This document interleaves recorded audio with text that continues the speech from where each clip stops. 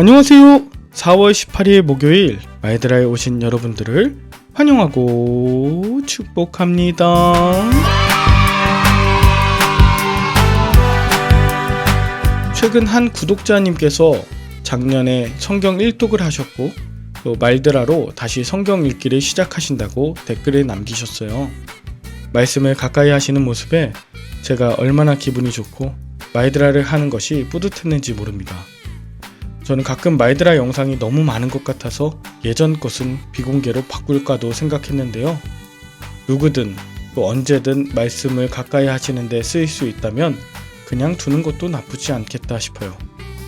게다가 부임하게 되면 말드라를 어떤 형태로 운영해야 할지도 고민 중입니다.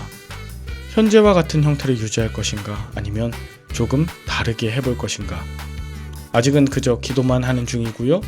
더 중요한 건 오늘의 말드라에 최선을 다하는 것. 그게 가장 중요하다. 내일 일은 내일 말씀을 통해 인도하실 것이라는 그런 믿음을 갖고 있답니다. 모쪼록 오늘도 주신 말씀 사모하면서 오늘의 말드라를 힘차게 시작해 보도록 할까요? 자, 출발!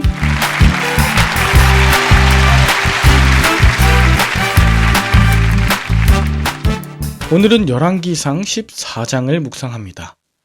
오늘 본문은 북이스라엘의 왕 여로보암과 그의 아들 아비야 그리고 남유다 르호보암이 죽는 장면이 나와요. 먼저 본문 1절은 여로보암의 아들 아비야가 병든지라 라고 하면서 시작해요. 이에 여로보암은 자신의 아내를 변장시켜 실로의 아히야 선지자에게 보내어 아들이 어떻게 될지 물어보라고 합니다. 그가 이렇게 이야기하는 것은 자신이 왕이 될 것을 예언한 분이 바로 아히야 선지자였기 때문에 자신의 아들에 대해선 무슨 말을 할지 궁금했기 때문입니다. 그러나 동시에 여로보암이 아히야 선지자 앞에 나가지 못하는 것은 자신이 우상 숭배를 하는 것이 얼마나 잘못된 것인지를 스스로 알고 있었기 때문이 아닐까 싶어요. 자, 오늘 여로보암의 아들 아비야가 아픈 것을 통해서 여로보암은 회개해야 했습니다. 그가 어제 손이 굳어갔을 때 회개했던 것 이상으로 육신의 질병을 통해서 그의 마음이 새로워져야 했다는 것이죠. 그러나 그는 자신의 아내를 변장시켜서 눈속임으로 눈앞의 문제를 해결해 보고자 합니다.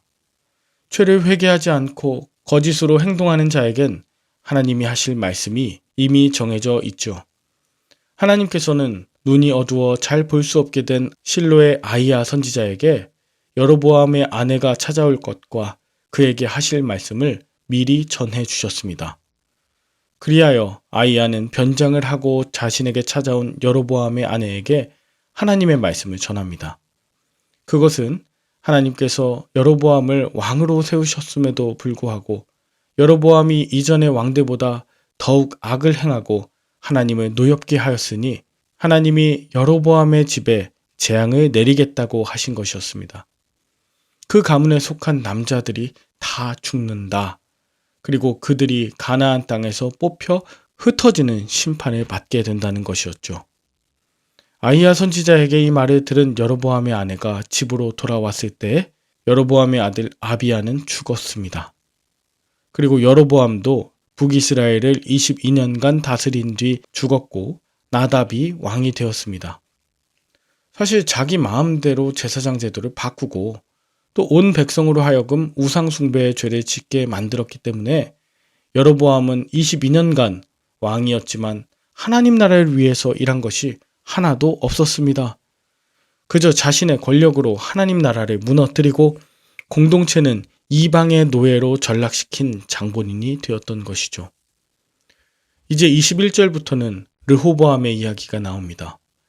르호보암은 41세의 왕이 돼서 17년간 다스렸습니다.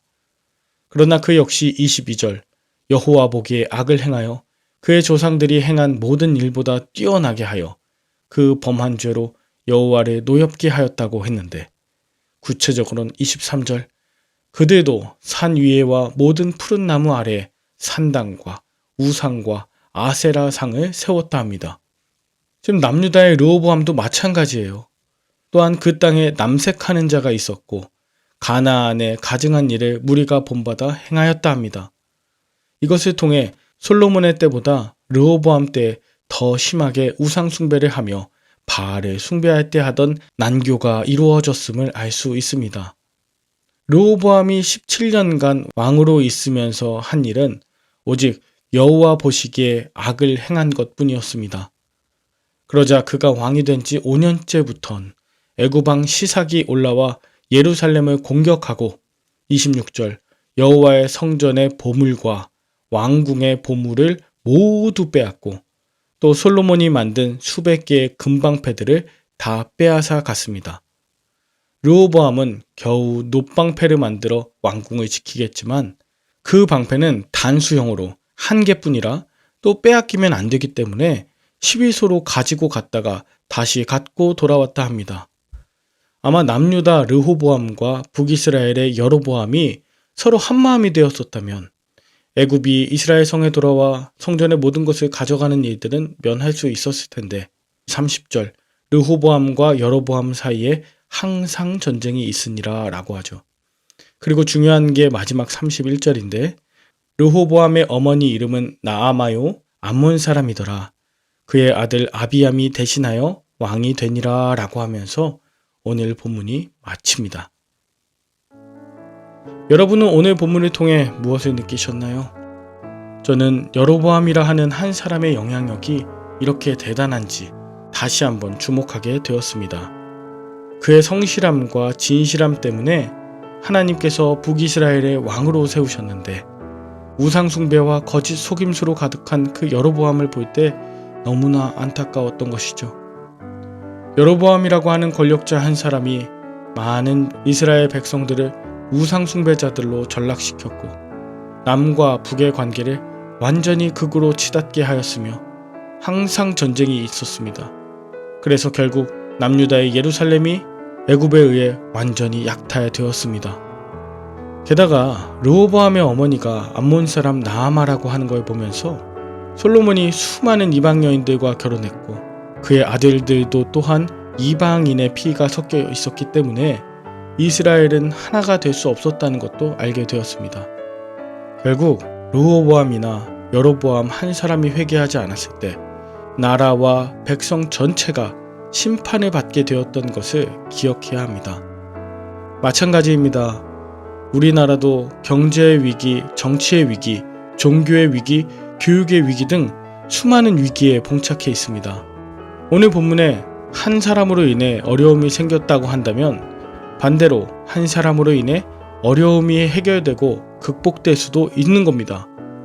하나님의 말씀을 온전히 따르고 바른 길을 가도록 하나님의 말씀을 전하는 아이와 같은 선지자가 바로 제가 되길 원하고 여러분들 한 사람 한 사람이 선한 영향력을 미치시는 그런 왕같은 제사장들 다 되시길 축복합니다.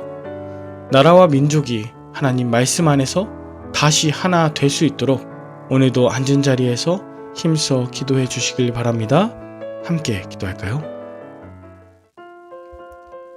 하나님 아버지, 제 안에 죄를 회개함에도 불구하고 거짓으로 변장하고 눈속임하려는 여로보암의 모습이 있습니다. 하나님의 말씀의 은혜를 여러 번 경험했음에도 불구하고 그것을 망각하고 무시해온 완악함을 용서하여 주시옵소서. 저의 탐욕과 죄악을 다루시고자 안팎으로 말씀하시고 깨닫게 하시는 은혜에 감사합니다. 오늘도 하나님의 말씀 안에 거하며 말씀에 순종하며 선한 영향력으로 하나님의 나라를 확장해 나가는 인생 되게 하여 주시옵소서.